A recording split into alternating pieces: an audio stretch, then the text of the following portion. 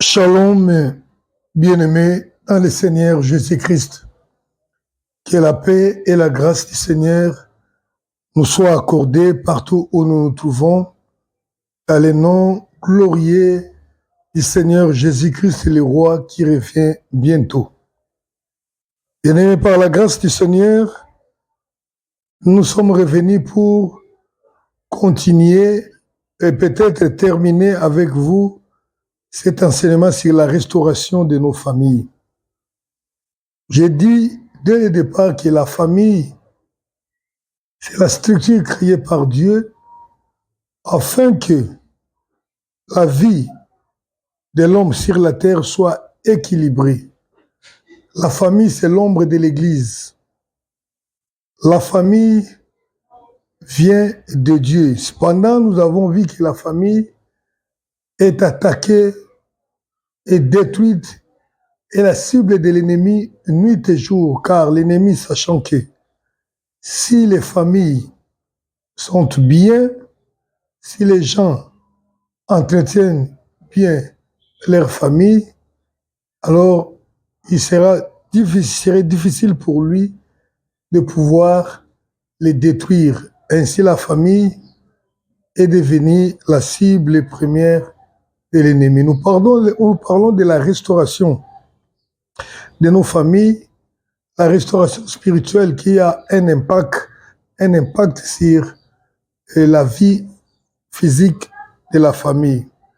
Et pour cela, nous avons dit premièrement, il faudrait d'abord commencer par la purification de la maison, du foyer dans lequel la famille vit.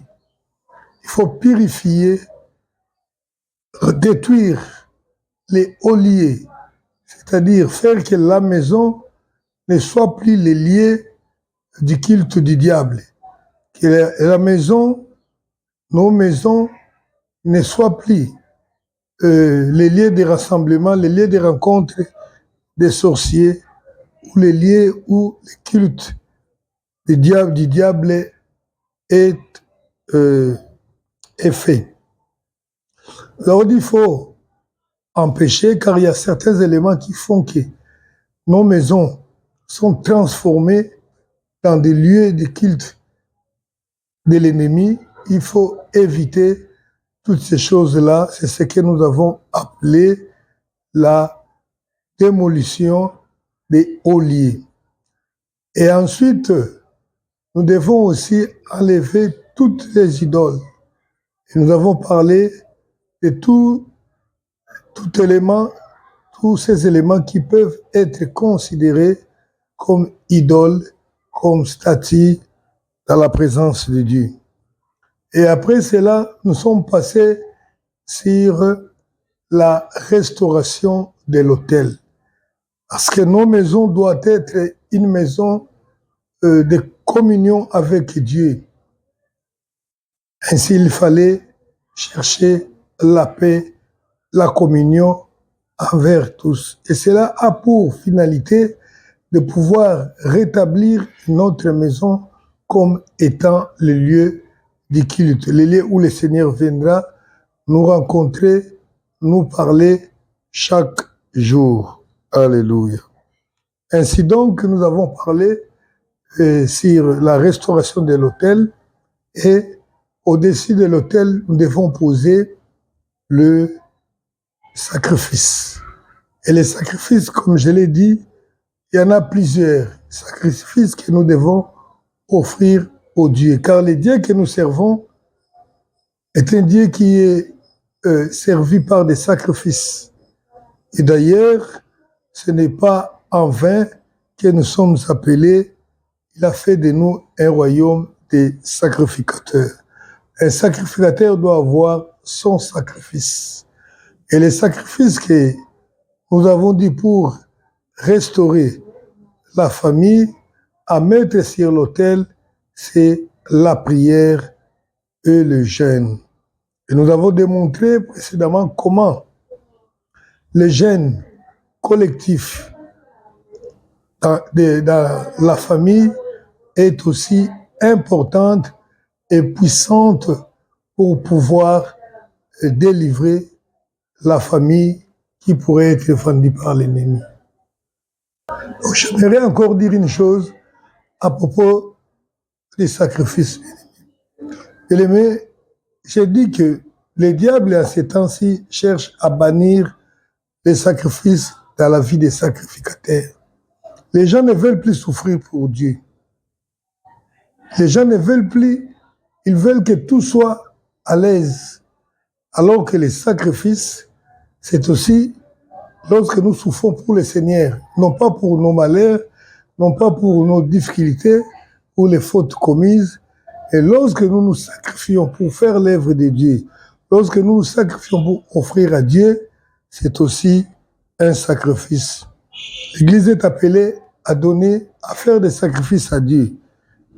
Là, il faut les lire dans Romains chapitre 12, verset 1 et Hébreux chapitre 13, verset 15 et 16. Ainsi, nous avons parlé sur la prière de jeûne. Lorsque les choses ne marchent pas dans la famille bien-aimée, il faut parfois recourir à des prières pour essayer de libérer la famille par les prières de jeûne. Bien-aimés, alors, nous allons étudier la prière de Daniel. J'ai dit que nous allons parler sur la prière de Daniel. Vous savez, la prière, comme je le disais bien aimé, la prière accompagnée du jeûne est une arme, laissez-moi dire que c'est une arme de destruction massive. C'est une arme puissante qui est capable de renverser beaucoup de situations. Néanmoins, tout doit être fait selon l'analogie de la foi, donc selon ce que la parole de Dieu nous demande. Il ne suffit pas tout simplement de jeûner alors qu'on vit dans le péché. Il ne suffit pas tout simplement de jeûner alors qu'on est en conflit. Il ne suffit pas, mais il faut parfois arranger d'abord, pas parfois, mais il faut surtout arranger d'abord la vie et ensuite entrer dans la prière. J'ai dit que nous allons parler de la prière de Daniel. Vous savez, la prière de Daniel est une prière très significative que Daniel a faite pour la libération des enfants d'Israël qui étaient en captivité à Babylone. C'est ainsi que nous allons nous inspirer de cette prière. La prière de jeûne est une prière puissante, bien-aimée. Souvenez-vous qu'un jour, Christ a dit à ses disciples qui n'arrivaient pas à chasser les démons dans la vie d'un petit garçon, il a dit, ils lui ont demandé, mais comment on a prié, mais on n'a pas pu chasser ces démons. Le Seigneur a dit, ce genre de démons ne sort que par la prière et le jeûne. Le jeûne est très, très important, bien-aimé. Par la prière des jeûnes, par la prière, nous pouvons enlever les malédictions qui pesent sur la famille, car il peut y en avoir. Par les prières, je disais, on peut annuler les malédictions ou la malédiction qui a régné tant d'années sur la famille. Par la prière, on peut déclencher l'accomplissement des promesses de Dieu, les promesses que Dieu a faites sur la famille. Par la prière, bien-aimée, il y a aussi une chose importante que nous oublions. Le Seigneur peut annuler les maladies héréditaires, les maladies que nous avons héritées de nos ancêtres et de nos parents. Puisque, en général, la maladie pour Dieu n'a jamais été une bénédiction. La maladie a été toujours le résultat d'une malédiction. Une malédiction, conséquence de la mauvaise conduite, de la mauvaise conduite ou bien de la rébellion contre Dieu.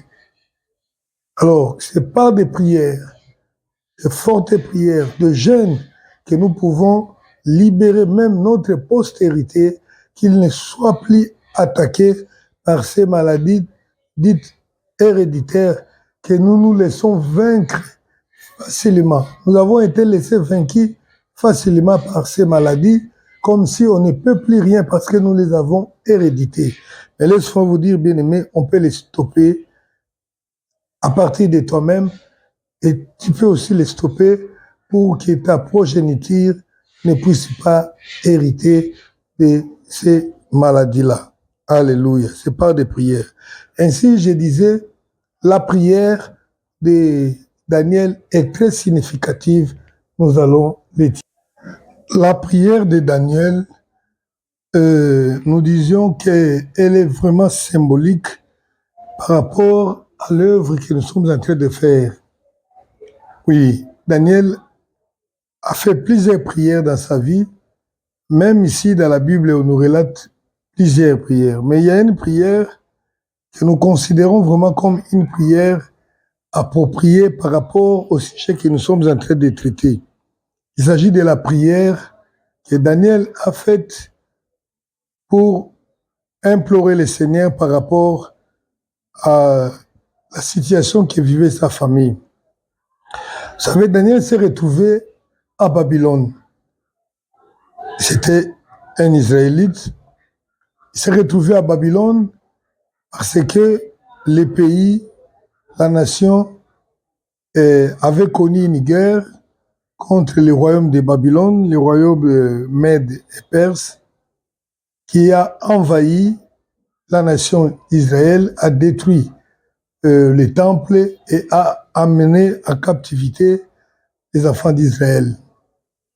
Donc cette situation illustre bien la situation d'une famille qui est maintenue en captivité, une famille qui pourrait avoir une relation avec Dieu, mais qui se retrouve en captivité, là où l'ennemi a fait de la famille sa résidence, son lieu de culte, et c'était comme ça.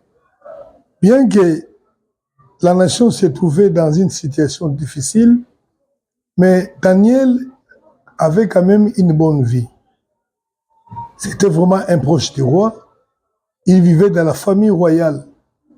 Donc, par rapport à la vie qu'il menait plutôt, il pouvait dire que je ne suis pas redevable, j'aimais ça. Pourquoi dois-je m'intéresser pour alors que moi je vis déjà bien?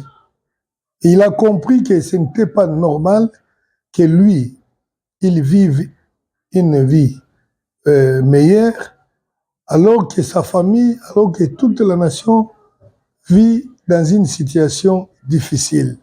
C'est parfois ce qui représente nos familles aujourd'hui. C'est pour eux que nous autres, nous avons été rachetés par le Seigneur, nous vivons par la grâce du Seigneur, nous avons été libérés. Et lorsque nous oublions de pouvoir penser aussi à nos frères qui sont restés dans la captivité de l'ennemi, c'est pas une bonne chose. Il ne s'est pas laissé, mais il s'est donné quand même la peine de pouvoir prier. Cette prière est retrouvée dans le livre de Daniel au chapitre 9, à partir du premier verset, je dirais même c'est tout le chapitre, mais nous allons lire, nous allons faire une lecture partielle et au fur et à mesure que nous allons avancer, nous allons continuer à expliquer. Je vais lire Daniel chapitre 9 à partir du verset 1er.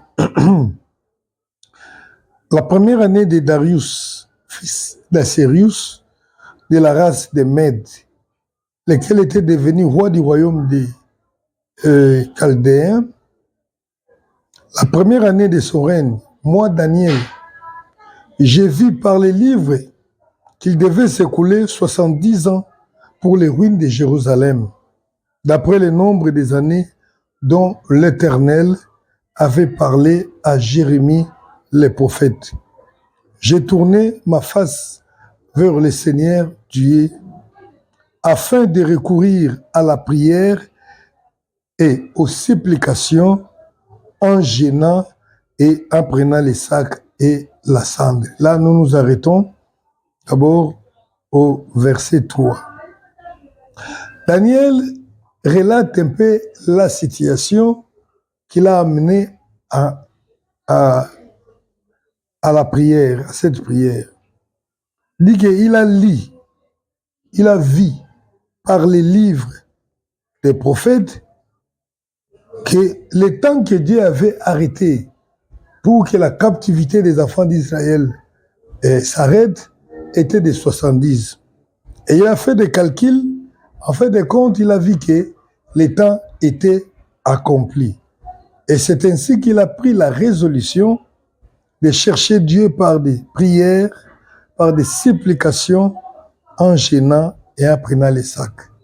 Bien-aimé, la Bible nous dit dans les livres de Philippiens que ne vous inquiétez de rien, en toutes choses, présente vos prières à Dieu.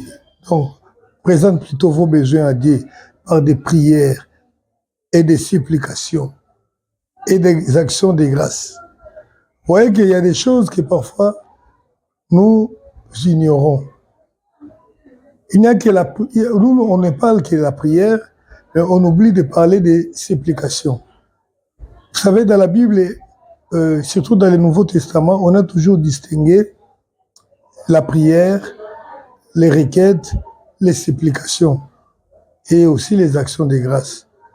Les tout, c'est ce que nous appelons la prière. Mais dans la prière, plus on est en train de parler avec Dieu pour les choses de Dieu, pour les choses qui concernent le royaume de Dieu.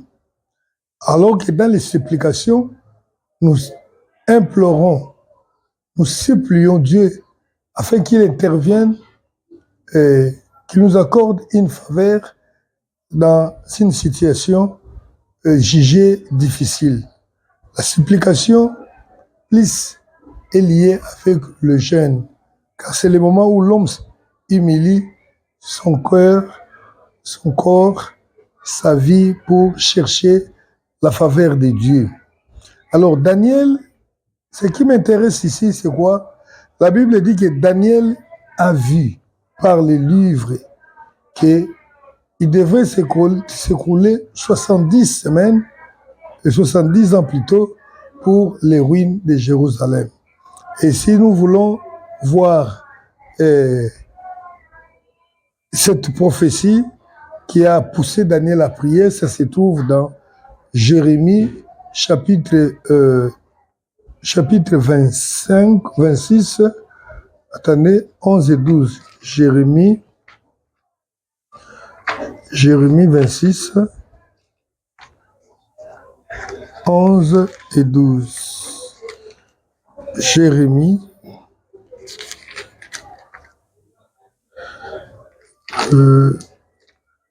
5, 11 et 12.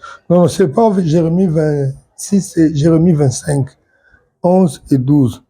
Tout ce pays deviendra une ruine, un désert, et ces nations seront asservies au roi de Babylone pendant 70 ans.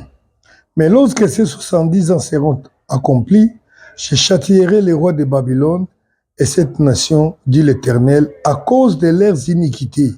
Je punirai les pays des Chaldéens et j'en ferai des ruines éternelles. Nous lisons encore dans 29, oui, nous lisons encore dans Jérémie. Nous lisons encore dans Jérémie 29, verset 10. 29, verset 10. Mais voici ce que dit l'Éternel. Dès que 70 ans seront écoulés pour Babylone, je me souviendrai de vous et j'accomplirai à votre égard ma bonne parole en vous ramenant dans ces lieux. Donc, Daniel avait lu. En d'autres termes, nous allons dire que Daniel comprenait l'histoire de sa famille. Bien-aimé, il est important de comprendre certaines histoires de ta famille si tu veux bien combattre pour ta famille. Parce qu'il y a des choses qui nous sont arrivées dans nos familles qui ont été des conséquences de certains actes. Oui, nous n'allons pas aller fouiller partout, mais dans la mesure du possible, lorsqu'on connaît mieux la situation de sa famille, et quand il sera question de prier, on priera encore mieux. Je voulais dire quoi? Daniel savait que la situation que la nation d'Israël vivait était conséquente à la vie que leurs pères, leurs ancêtres ont menée par rapport à leur alliance avec Dieu. Or, il arrive aussi que dans nos familles, il y a des choses mauvaises qui se sont passées. Il y a eu des parents ou des grands-parents qui sont allés chercher des féticheurs. Il y a eu peut-être un parent qui est allé voir des marabouts pour soutenir son commerce, ses affaires. Il y a certaines personnes qui sont allées chercher la postérité auprès des féticheurs parce qu'ils avaient une situation de stérilité dans la famille. Et parfois, vous êtes né avec, suite à ces choses-là. Il y a certaines familles où on a connu des problèmes et on est allé consulter les sorciers qui sont venus faire des choses dans la maison ou des choses, les personnes ont été vendues. Si vous connaissez l'histoire de cette famille, vous saurez bien prier. Donc, Daniel connaissait exactement les problèmes liés à sa famille. Mais vous pouvez ne pas connaître exactement les sources des problèmes de votre famille, mais si vous avez des yeux spirituels, vous pouvez comprendre certaines choses. Il y a des choses que nous vivons dans la famille à répétition. J'ai parlé d'abord là des maladies héréditaires que nous constatons. Lorsque nous constatons ces maladies-là, malheureusement, nous pensons qu'on est condamné à jamais, ça ne peut pas finir. Cependant, lorsque nous constatons qu'il y a une maladie héréditaire, étant donné que la maladie fait partie des malédictions de Dieu, je peux bien comprendre qu'il y a eu un problème. Et si nous attaquons les problèmes là, on peut libérer la descendance de cette maladie-là. Il y a eu des familles où il y a eu de l'inceste. Il y a eu des familles, comme je le disais là, où les parents ont acheté les parcelles avec l'argent des détournements. Ils ont tué les gens. Et la malédiction est entrée dans la famille. Il n'y a pas un problème, mais des gens s'élèvent pour venir réclamer la parcelle qui, cependant, est l'héritage normal, légitime de la famille. C'est pour eux que c'est un produit, l'héritage là est un produit des ténèbres, vous aurez des problèmes. Si vous ne connaissez rien, ce n'est pas un problème, mais connaître, comme je l'ai dit, c'est important. Et on peut comprendre certaines choses à partir des événements que nous vivons. Nous avons vu dans les familles où les gens meurent à proximité d'une date quelconque de l'année. Là, ça sous-entend qu'il y a quelque chose. Vous voyez, il y a des gens qui souffrent de mêmes problèmes, de mêmes blocages. On peut comprendre qu'il y a quelque chose là de mauvais. Alors quand on comprend déjà, on suspecte un événement ou quelque chose, c'est déjà bon. Alléluia. Et Daniel a pris la résolution de faire quoi? Il a pris la résolution de prier, de supplier Dieu par le jeûne. Et je l'ai déjà dit, le jeûne est aussi un moyen de s'humilier devant Dieu. Vous savez, la Bible dit, humilie-toi devant le Seigneur et il te levera. Lorsque quelqu'un s'humilie devant toi, il y a une autre façon de s'humilier, c'est de gêner, c'est de se priver de la nourriture, de certains plaisirs de la vie pour se consacrer à la prière devant Dieu.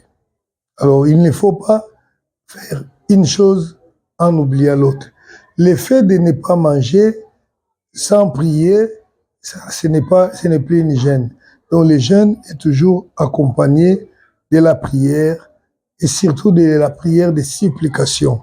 Supplication, c'est-à-dire on est en train d'implorer, de solliciter avec insistance, ou je dirais avec instance, la miséricorde de Dieu. Dans les supplications, on reconnaît ses fautes. On ne vient pas comme si on revendique un droit. Dans les supplications, on supplie Dieu, on reconnaît, on s'humilie et on demande pardon. Nous sommes au verset 4 maintenant. J'ai prié l'Éternel, mon Dieu, et je lui fis cette confession. Seigneur Dieu, grand et redoutable, toi qui gardes ton alliance et qui fais miséricorde à ceux qui t'aiment et qui observent tes commandements. Nous avons péché, nous avons commis l'iniquité, nous avons été méchants et rebelles. Nous nous sommes détournés de tes commandements et de tes ordonnances. Nous n'avons pas écouté tes serviteurs, les prophètes qui ont parlé en ton nom, à nos rois, à nos chefs, à nos pères et à tous les peuples du pays. Alléluia. À toi, Seigneur, est la justice et à nous la confusion des faces. En ce jour, aux hommes de Juda, aux habitants de Jérusalem. Et Daniel a prié. Voici les premières paroles qui sont sorties de la bouche de Daniel. C'était la confession. Et la chose la plus remarquable dans cette confession, c'est quoi? C'est que Daniel a reconnu leur péché. Daniel ne s'est pas dédouané du péché de ses pères. Il n'a pas dit que non, ils ont péché, c'est leur problème. Il s'est reconnu dans tout ce que leurs parents ont fait. Il a demandé, il a supplié Dieu, il a confessé, donc il a reconnu que nos pères se sont mal conduits, ils se sont rebellés, ils ont refusé d'écouter les serviteurs de Dieu. Ils ont refusé d'entendre, d'obéir à la parole de Dieu, d'écouter les prophètes de Dieu. Bien-aimé, on demande pardon plutôt, au nom, il a demandé pardon au nom de leurs parents. Donc quand tu veux prier pour ta famille, tu t'identifies à eux, tu acceptes qu'ils ont commis des fautes. Et puis quand il demande pardon là, il ne dit pas qu'ils ont commis, il dit nous avons péché. Donc il souligne, il dit, il a commencé au verset 5, nous avons péché. Or, dans la réalité, Daniel n'avait pas péché. Quand vous regardez bien la vie de Daniel, telle que la Bible nous la relate, il n'a jamais péché. Donc il n'a jamais quand même, bon, c'était un homme, il pouvait pécher, mais il n'a jamais été à la base de ces problèmes, de ces péchés qui ont concouru à amener Israël en esclavage. Mais il a dit, nous avons péché. Bien-aimé, c'est très important. Il faut s'identifier à tes parents, à tes grands-parents pour reconnaître que tous nous avons péché. Et ne pas penser dire, non, voilà, si nous sommes malheureux, c'est à cause d'une telle personne ou une telle personne. Ça aussi, c'est très, très important. Vous voyez, dans le verset 14, Daniel a prié en disant ceci, il a dit ceci, l'Éternel a veillé sur cette calamité et a fait venir sur nous, qu'il a fait venir sur nous. Car l'Éternel, notre Dieu, est juste dans toutes les choses qu'il a faites. Donc, il n'a pas non plus condamné Dieu. Arrêtez de condamner une tante, un grand frère, tes parents, parce que ils ont fait ceci, cela, ils sont la cause de notre malheur. Identifie-toi et demande pardon. Le pardon que tu demandes à Dieu ne va pas faire qu'il quitte l'enfer, qu'il quitte les lieux de tourment s'ils sont là pour aller dans les lieux de repos. Mais le pardon que tu demandes, c'est juste pour toi-même en reconnaissant que, étant aussi ton sang, ils ont péché et tu te reconnais que toi aussi, tu es de la même nature qu'eux. Ne dites pas si c'était moi, je ne pécherai pas à leur place. Vous voyez, vous savez que c'est Adam qui avait péché et nous avons été tous reconnus pécheurs devant Dieu parce que nous avons hérité des mêmes choses. Il faut demander pardon à Dieu. Et il dit encore, il reconnaît que Dieu, toi tu es juste. Et si vous vivez des situations difficiles, là j'insiste, il ne faut pas condamner Dieu. Reconnaître Dieu dans sa justice, c'est tout à fait une bonne justice de vous punir parce que vous avez été rebelle.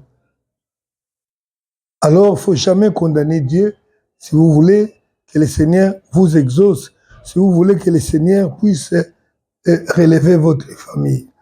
Non plus condamner les personnes qui semblent être à la base de votre malheur. Une tante, et c'est elle qui a fait ceci, cela, un oncle, un parent. Non, tu demandes pardon pour eux et tu les pardonnes également. Et c'est dans ce genre de prière que le Seigneur va se manifester. Vous savez, Daniel a prié, il a demandé pardon, donc il s'est focalisé à reconnaître la justice de Dieu, à implorer la miséricorde de Dieu, à reconnaître qu'ils sont pécheurs devant Dieu et à rappeler Dieu les promesses faites. Il y en a plusieurs. Lorsque vous êtes venu pour implorer le Seigneur, vous avez le droit de lui rappeler les promesses, car les promesses ont été faites. Les promesses ont été dites. Et lorsque vous revenez à lui en demandant pardon à ces milliards, il pardonnera, il rétablira. Il a dit, dans la Bible, il y a plusieurs promesses. Il faut reconnaître la grandeur de Dieu et aussi prier par rapport aux promesses que Dieu nous a données par rapport à nos familles. Et il y en a plusieurs dans la Bible. Et une telle prière, lorsqu'elle est faite en respectant tous les points précédents que nous avons enseignés ici, le Seigneur ne manque pas de réagir. Je ne vous demanderai pas de faire une prière de 21 jours, une prière d'autant, mais cela doit être aussi l'objet de votre propre conviction. Si vous prenez 3 jours dans la prière ensemble et toute la famille pour une même cause, le Seigneur va écouter et il va exaucer. Le Seigneur a écouté les prières ou la prière de Daniel. Et qu'est-ce qu'il a fait? Il est venu pour répondre à Daniel et nous savons bien que par la suite, la nation d'Israël a été libérée, Dieu a répondu favorablement, mais Dieu ne s'est pas arrêté là. Il a donné à Daniel les prophéties concernant les temps de la fin que nous vivons aujourd'hui. Lorsque vous vous approchez de Dieu par des prières et des jeûnes pour votre famille, le Seigneur peut vous révéler des choses à venir. Il peut vous révéler des choses même passées. Il peut vous orienter sur beaucoup de choses. Il vous montrera des choses cachées que vous ne connaissez pas. Parfois des choses qui sont à la base de votre souffrance ou les moyens par lesquels l'ennemi a trouvé pour vous assujettir, pour vous tenir en esclavage. C'est très important.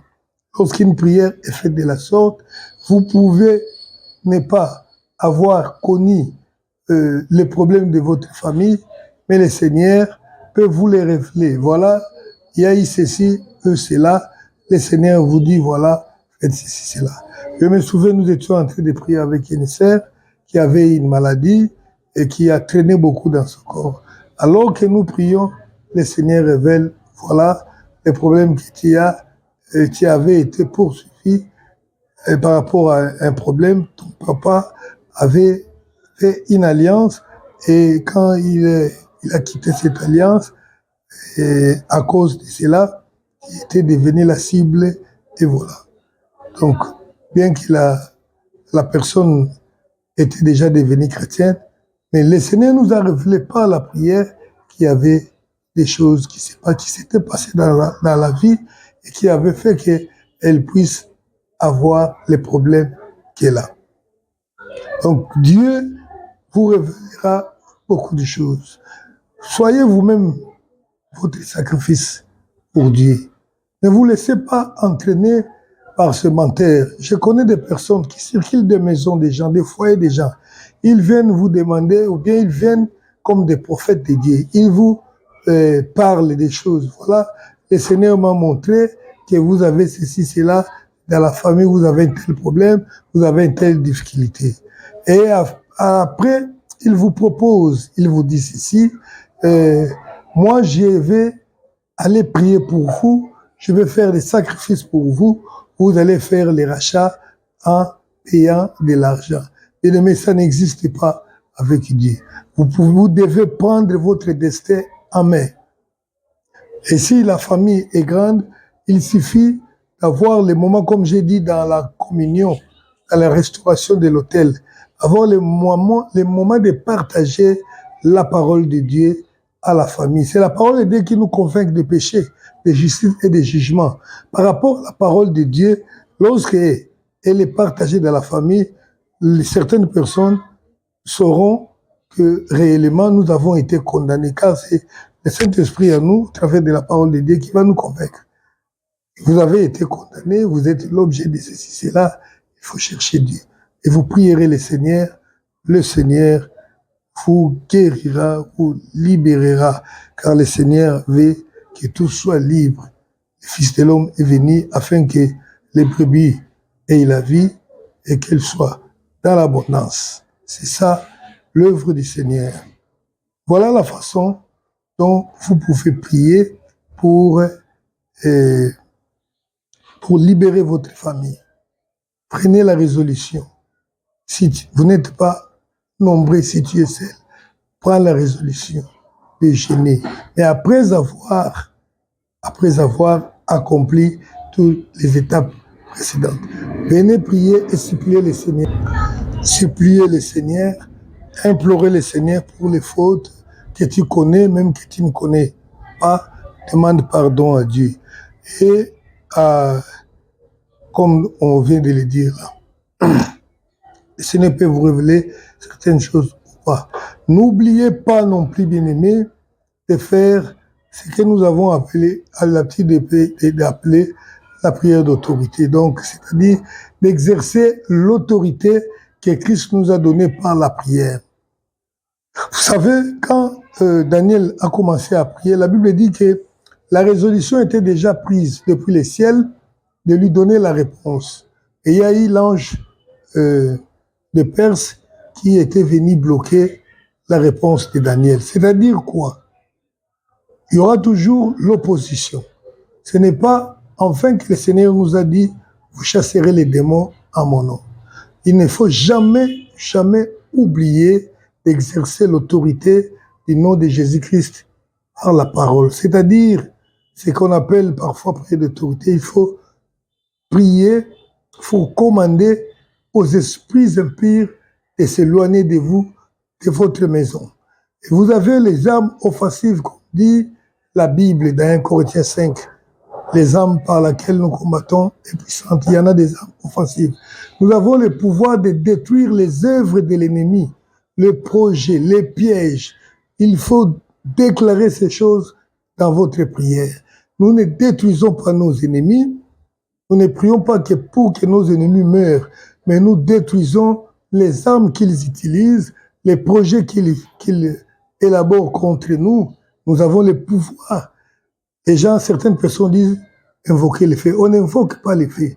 Nous avons le pouvoir de commander que le feu descende pour détruire. Nous avons le pouvoir. Mais pour ne pas détruire les hommes, parce que cela n'est pas dans la volonté de Dieu, et c'est peu probable que le Seigneur exauce une prière faite en dehors de sa volonté. Mais nous avons le pouvoir, nous avons l'autorité de déraciner les œuvres des diables et de les détruire, et commander même que la puissance du fait de Dieu, que le fait de Dieu descende pour détruire les œuvres de l'ennemi partout où il se trouve. Et pourquoi pas briser les prisons. Nos bien-aimés, quand vous priez de telles prières, croyez dans ce que vous disiez. L'apôtre Paul disait, moi je ne frappe non pas comme frappe en l'air. Il savait que lorsqu'il était question de faire les prières d'autorité, d'exercer l'autorité, c'était contre l'ennemi, contre des entités, contre les adversaires qui sont spirituels qu'on ne voit pas. Voilà comment vous devez prier. Il a plu à Dieu, à vous qui êtes éloignés, parce que c'est un programme que nous avons fait à l'église ensemble avec les frères présents. À vous qui êtes éloignés, il a plu à Dieu de vous enseigner aussi et de vous montrer le chemin par lequel vous pouvez vous libérer de la prise de l'ennemi par le nom du Seigneur Jésus-Christ. Tout est possible à celui qui croit. Si tu crois, bien-aimé, le Seigneur te délivrera. Soyez bénis pour aujourd'hui. Nous allons nous arrêter ici. Si le Seigneur nous accorde grâce. Prochainement, nous allons continuer. Ce qui est important, c'est aussi de liker la vidéo afin que les réseaux sociaux puissent les partager à un grand nombre de gens. Et aussi, vous avez aussi le devoir de partager l'évangile. C'est aussi un moyen de témoigner le Seigneur Jésus-Christ. Restez bénis et à la prochaine sur notre chaîne Christ sans frontières.